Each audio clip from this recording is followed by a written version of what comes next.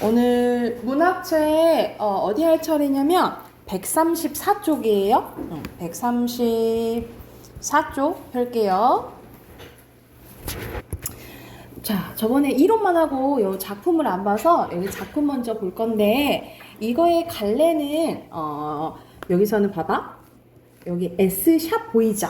이게 X샵이 장면 번호거든요. 이렇게 S샵이 이렇게 보이면 시나리오라고 생각하시면 돼요. 이거 갈래의 시나리오고, 시나리오는 이제 영화 또는 이제 요즘엔 드라마도 그냥 포함해요. 그래서 영화의 대본, 영화나 드라마의 대본을 이제 시나리오라고 생각하시면 되고, 전반적인 이제 내용 한번 봐볼게요. 그렇게 막 어렵지 않아서 바로 한번 봐볼게. 자, 중학교 육상부인 차은은, 주인공이 차은이에요. 달리는 차은이잖아, 제목이지. 필리핀에서 온 새엄마와 아빠와 남동생과 함께 살고 있습니다.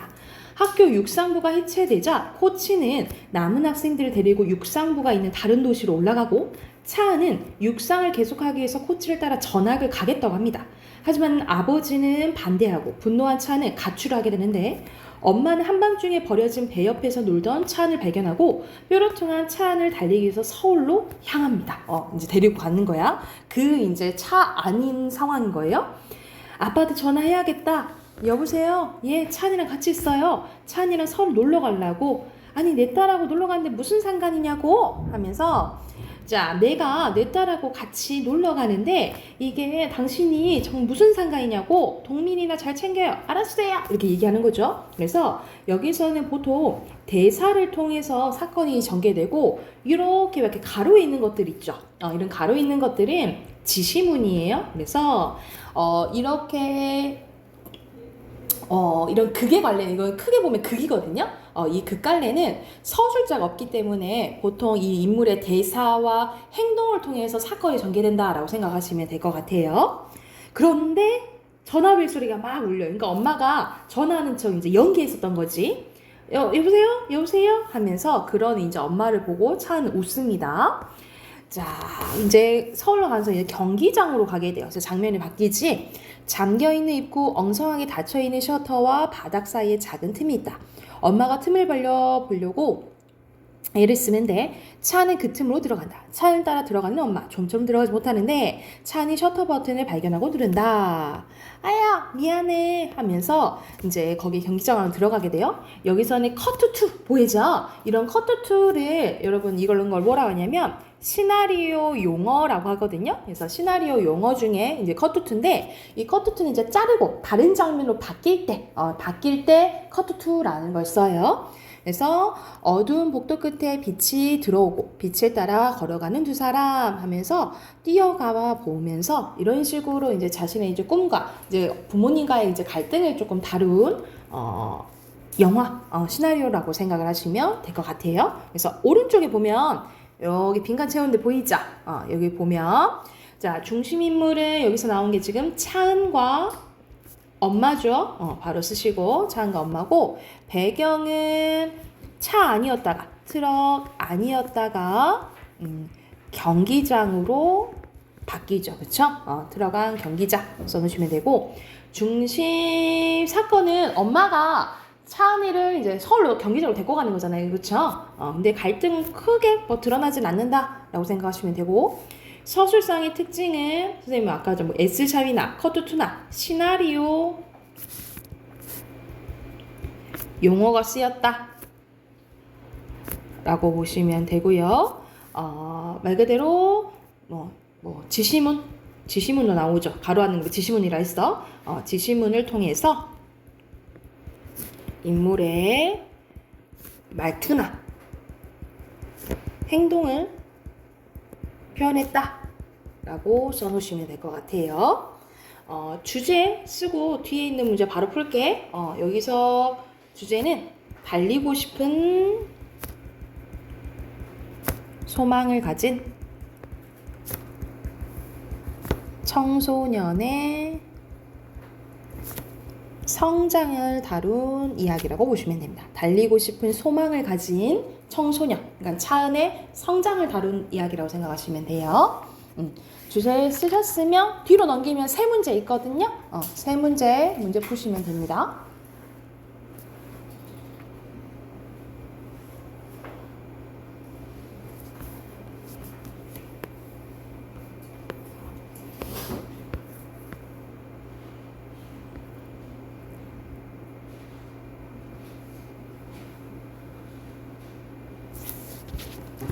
자, 답 확인해보자. 1번에 보면은 순서대로 대사, 지시문 쓰시면 되고요. 2번에 알맞지 않은 건 몇 번? 여기서는 해설자 늘어나죠. 5번이고요. 3번에 알맞지 않은 거 4번이죠. 오케이. 자, 뒤로 넘겨서 하나 더 해볼게요. 자, 뒤로 넘기면 정호승의 항아리라는 요거는 소설이거든요. 소설인데 특이하게 서술자인 나가 항아리로 나옵니다. 그래서 전체적으로 보면은 뭐 의인법으로 보시면 되겠죠, 그쵸? 그래서 항아리 중심으로 이제 서술자로 나와요. 봐볼게. 자, 나는 도시로 떠났던 젊은이가 가업을 잇기 위해서 고향으로 돌아와 처음으로 만든 항아리입니다. 이 항아리에는 젊은이의 서툰 솜씨가 그대로 담겨져 있는데 젊은이는 그런 나를 달갑지 않아 하고 나를 마당가에 방치합니다. 버려지고 잊힌 자의 가슴은 무척 아팠습니다. 항아리가 된 내가 그 무엇을 위해 소중하게 쓰이게 될 줄 알았으나 나는 버려진 항아리 말고는 아무것도 아니었습니다. 소나기가 지나가면 빗물이 고였고 빗물에 구름이 작아 머물다 지나갔습니다. 가끔 가랑잎이 날아와 맴돌 때도 있었습니다. 밤에는 이따금 별빛들이 찾아와 쓰다듬어 주었대. 그러니까 여러 애들이 조금 있어서 조금 위안을 얻은 거죠, 그죠? 만일 그들이 찾아와 주지 않았다면 나는 아마 그대로 죽고 말았을 것입니다. 그러니까 힘들었다 이 말이지. 그러나 그들만을 위해 존재하고 있기에 나 자신이 너무 초라하고 안타까웠습니다. 나는 그 누군가를 위해 사용되는 가장 소중한 그 무엇이 되고 싶었대. 그러니까는 여기 부분이 미주건우쇼 여기가 항아리의 소망인 거예요. 자기는 뭐 어떤 소중한 존재가 되고 싶다라고 생각을 한 거야. 그래야만 뜨거운 가마의 불구덩이 속에서 끝끝내 살아남는 의미와 가치가 있을 것 같다라고 생각을 한 거예요. 그러던 어느 날 가을이었습니다. 하루는 젊은이가 삽을 가지고 와서 깊게 땅을 파고는 모가지만 남겨둔 채 나를 묻고 그대로 돌아가 버렸대. 땅속에 파묻힌 나는 이제 내가 무엇인가 쓰이는구나. 근데 무엇으로 쓸지는 알 수가 없었대.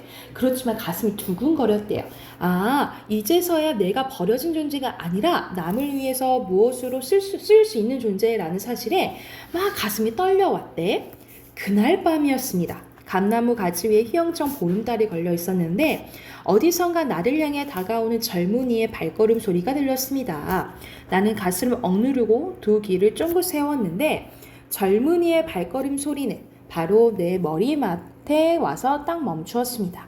나의 가슴은 크게 고동쳤는데 달빛에 비친 젊은이의 그림자가 바람에 흔들렸대. 나는 고요히 숨을 죽이고 젊은이를 향해 마음속에 크게 팔을 벌렸습니다. 그런데 이게 도대체 무슨 일입니까? 젊은이는 호위춤을 열어 주저없이 나를 향해 오줌을 누는 것이었습니다. 그러고는 뒤도 보지 않고 돌아갔는데 나는 오줌독이 되고 말았다라는 거예요. 그래서 여기서는 이제 소중한 존재가 되고 싶었는데 지금 오줌독으로 이제 전락한 항아리 이야기라고 생각을 하시면 될 것 같아요. 그래서 여기도 바로 중심을 넣으면 여기서는 항아리가 이제 나죠? 항아리와 젊은이고요. 배경은 마다입니다. 그래서 중심 사건이랑 뭐 갈등을 이렇게 두드러지지 않고 여기서는 1인칭 주인공 시점이고요.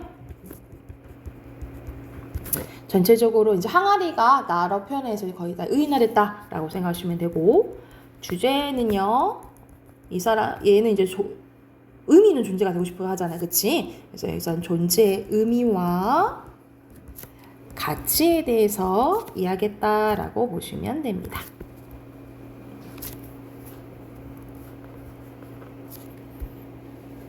존재의 의미와 가치가 주제예요. 쓰셨으면 오른쪽에 네 문제 있죠? 또 네 문제 바로 풀어볼게요.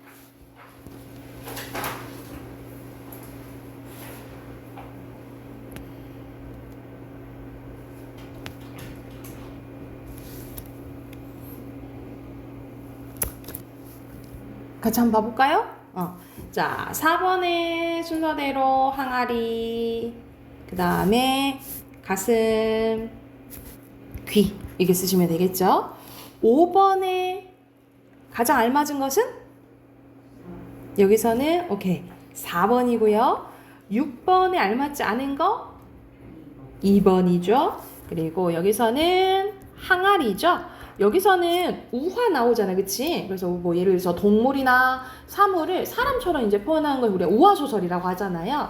근데 여기서 알아둬야 될 게 우화는 말 그대로 등장인물이 예를 들어서 사물이나 동물이지만 그 동물들 얘를 등장시켜서 결국에는 사람 이야기를 얘기하는 거잖아, 그치? 그래서 이렇게 돌려 얘기하는 거를 뭐라고 하냐면 우의적이라고 하거든요. 그래서 여러분 우화소설 나오면 성격이 우의적이다 라고 기억을 해두시면 돼요.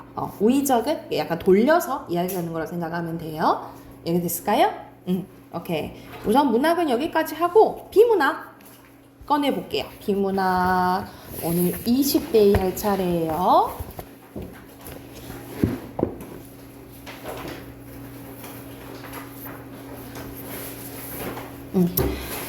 여기는 오늘 정우가 처음이니까 다시 이거 설명을 해주면, 자 먼저 정우야 문제 먼저 풀 거예요. 130쪽부터 134쪽까지 먼저 문제 풀 거거든요.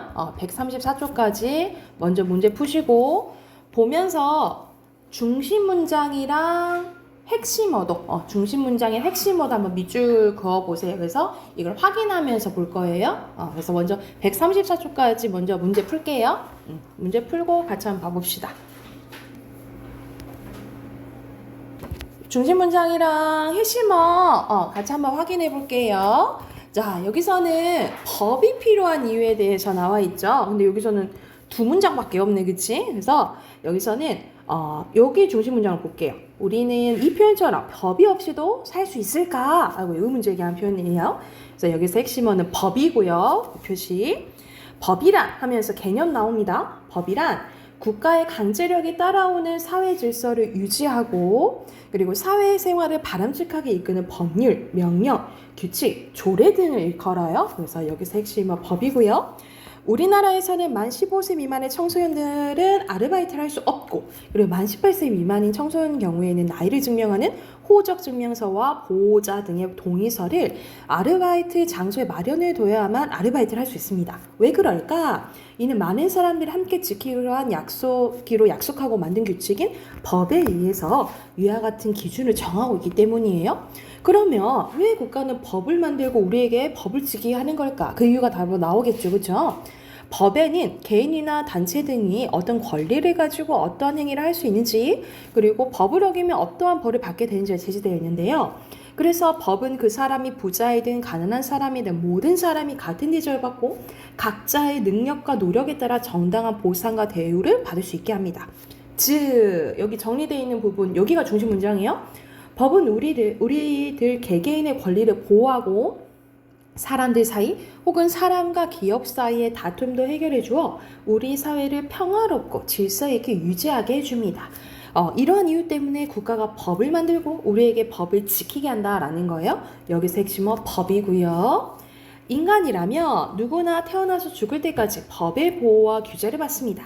법은 우리를 벌주기 위한 것이라기보다는 우리의 권리를 지켜주고 사회 질서를 유지하는 수단이니까 지키려고 노력해야 된다라는 내용이 마지막에 이제 나와 있죠. 그래서 여기서는 법을 지켜라 하고 당부하고 있잖아요, 그치? 그래서 여기서 중심 문단 마지막 문단이에요. 4문단이고요. 자, 4문단 요약해볼게. 여기서는 법을 지키기 위한 노력 당부예요. 법을 지키기 위한 노력 당부. 그리고 주제는 법의 개념과 필요성 그리고 마지막 목적입니다.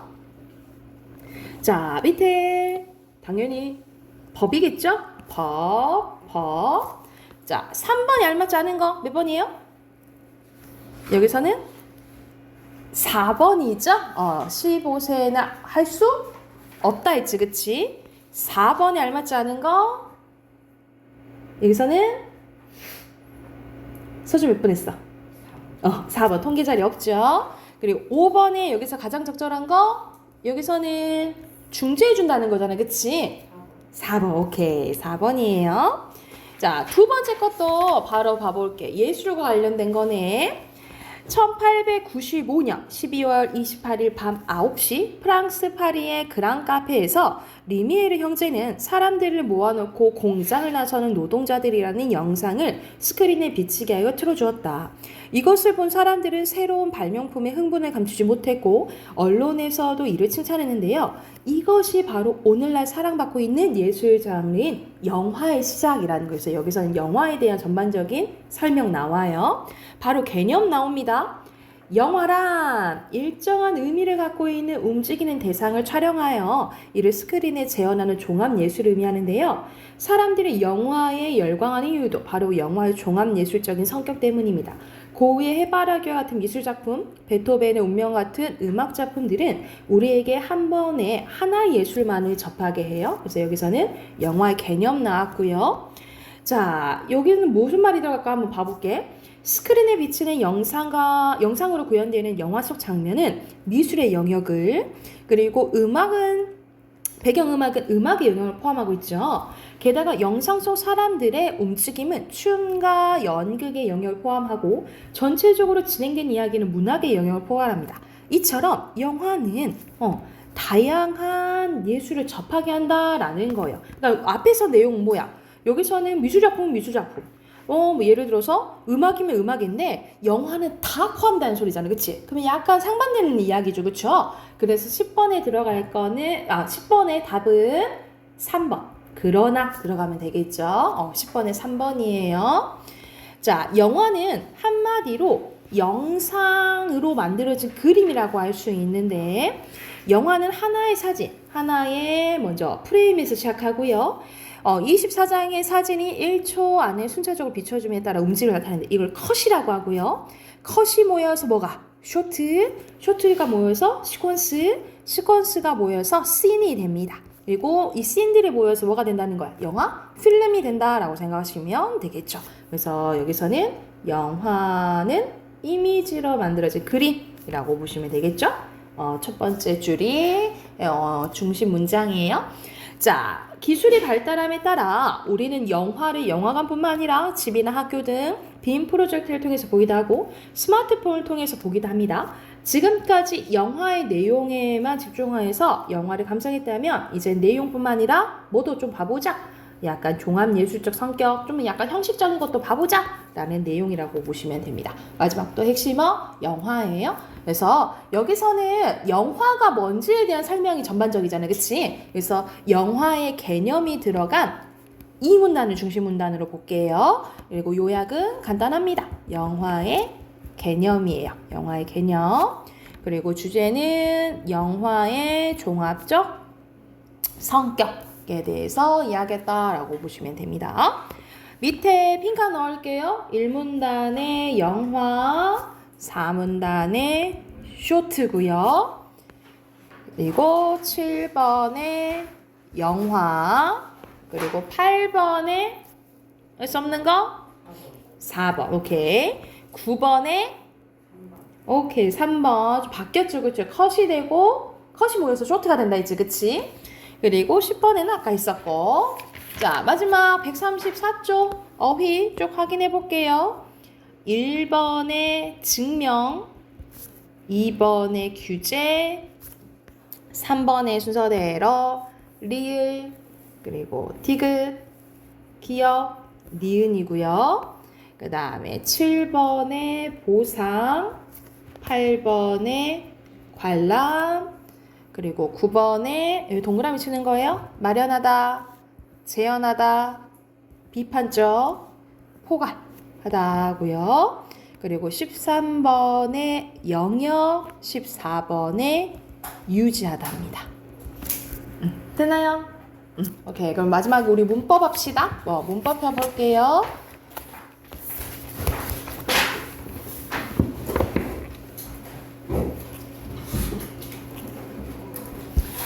오늘 116쪽 할 차례입니다. 116쪽.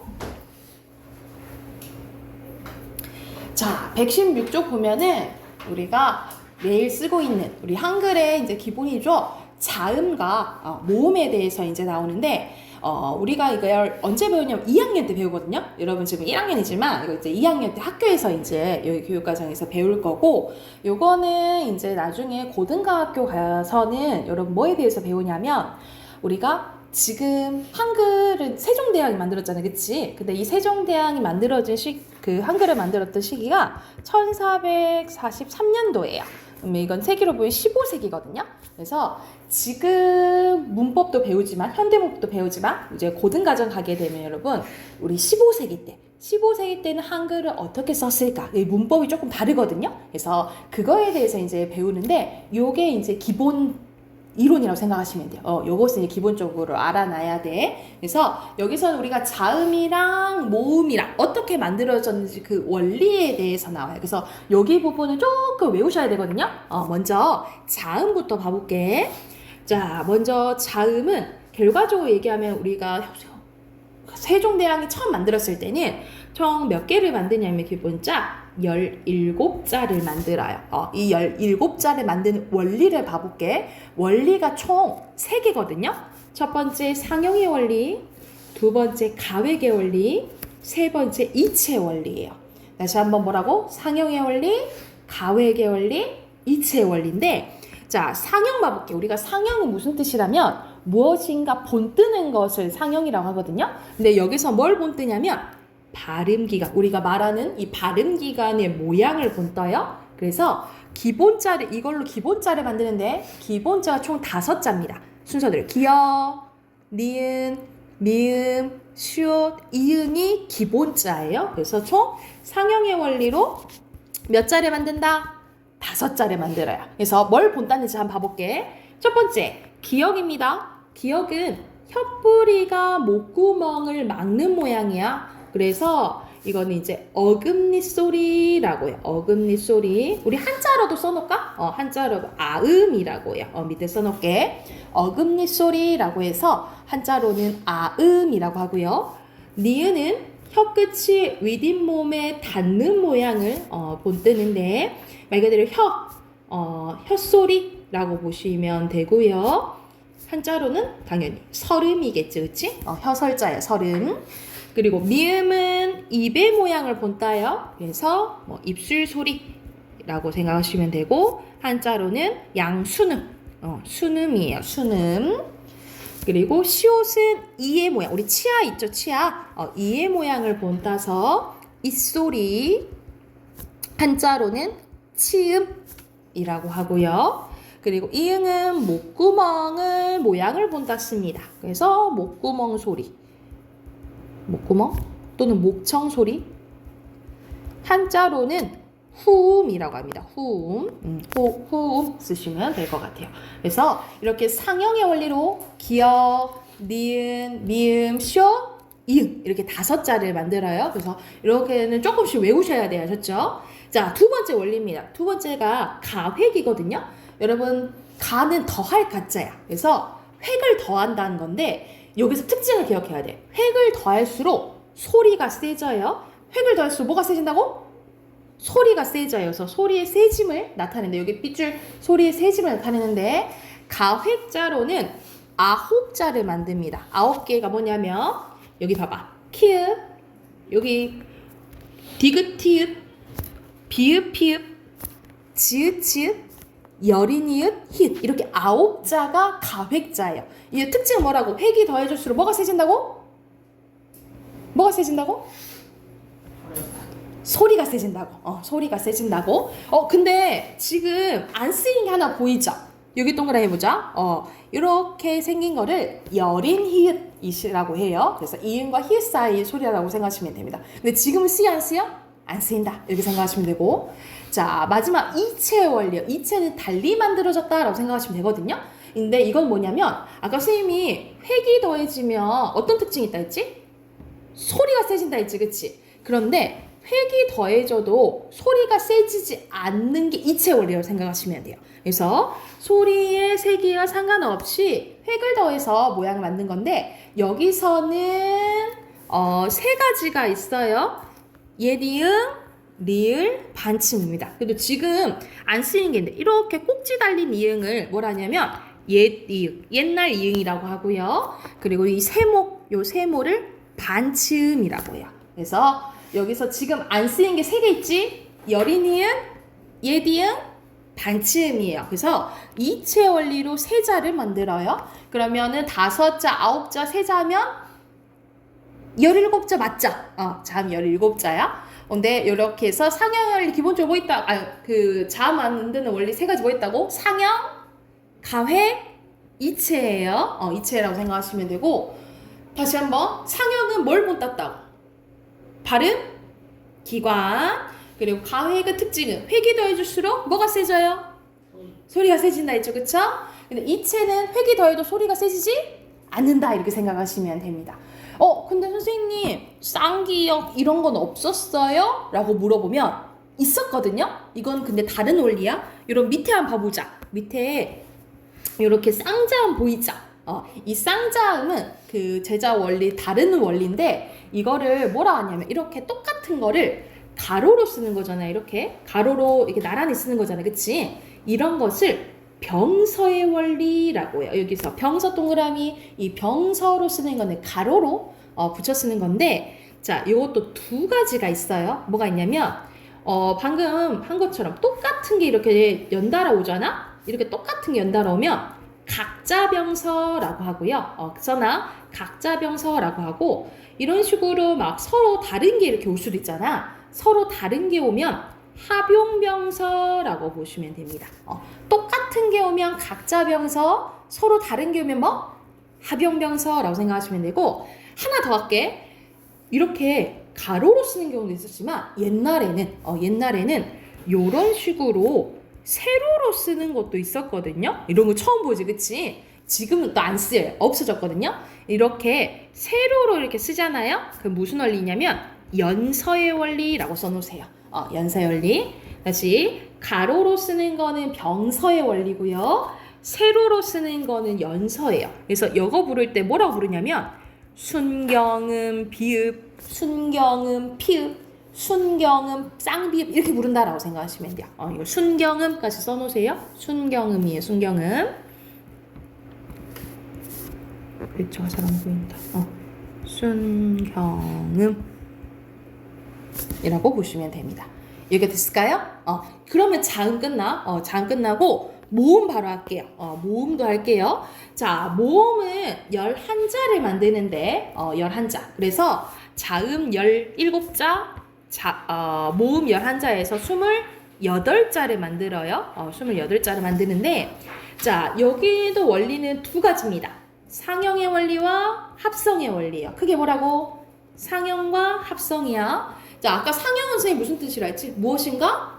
본뜨는 거라 했지, 그치? 그래서 이건 뭘 본따냐면 하늘, 땅, 사람을 본따요. 그래서 하늘은 이렇게 동글잖아, 그치? 그래서 동그라미 아래야. 아래야는 지금 없어졌어, 이것도. 아래야. 땅을 본따서 사람을 본따서 이. 그래서 아래야, 이 세자를 만들어. 이게 기본자입니다. 이게 기본자예요. 기본자 세자를 만들고요. 그리고 이거를 합쳐요. 이 합치는 게 말 그대로 합성의 원리예요. 그래서 자, 기본적으로 합쳐서 우를 만드는데 이걸 초출자라고 하고요. 이 초출자에다가 아래아를 한 번 더 합치면 야여요유가 되는데 이걸 제출자라고 해요. 다시 한번 기본자를 합쳐서 만든 게 우인데 우가 초출자. 이 초출자에다 아래아를 한 번 더 합쳐요. 그러면 야여요유인데 이게 제출자입니다. 그래서 자, 총 8자를 만듭니다. 그러면 11자 맞죠? 그치? 근데 선생님 너무 적은데? 막 이런 의나 예나 다른 모음 없었어요? 이거 있었어? 이거는 따르게 합용의 원리라고 생각하시면 돼요. 합용의 원리예요. 합용의 원리. 근데 제자 창제의 원리는 이 2가지예요. 상형과 합성 기억하시면 됩니다. 이해됐을까요? 그러면 뒤로 넘겨서 핑크 한번 넣어보고 해당하는 문제 쭉 풀어볼게요. 자, 118쪽 1번에 들어갈 거 바로 넣을게. 니은 2번에 입 3번에 지읒, 그리고 4번에 목구멍, 그리고 5번에 제출자, 6번에 하늘, 7번에 8번에 사람이에요. 됐나요? 그리고 밑에 자, 기억해보자. 이 기본자잖아. 기본자는 무슨 원리로 만들어진다 했지? 본 뜨는 거. 상형, 그렇지. 상형의 원리. 그리고 이거는 획이 추가됐죠? 그 무슨 원리? 획을 추가해. 더해. 기억 안 나? 가회고. 이건 똑같은 게 왔죠, 그쵸? 가로로 쓴 거 무슨 원리라 했지? 각자 뭐였어? 각자? 병서, 그렇지. 병서의 방법이에요. 이해됐나요? 그러면 우리 앞에서부터 문제 풀어볼게요. 116쪽. 116쪽부터 해당하는 문제 쭉 풀어볼게요. 121쪽까지 풀고 답 확인해 볼게요. 116쪽부터 121쪽까지 푸시면 됩니다.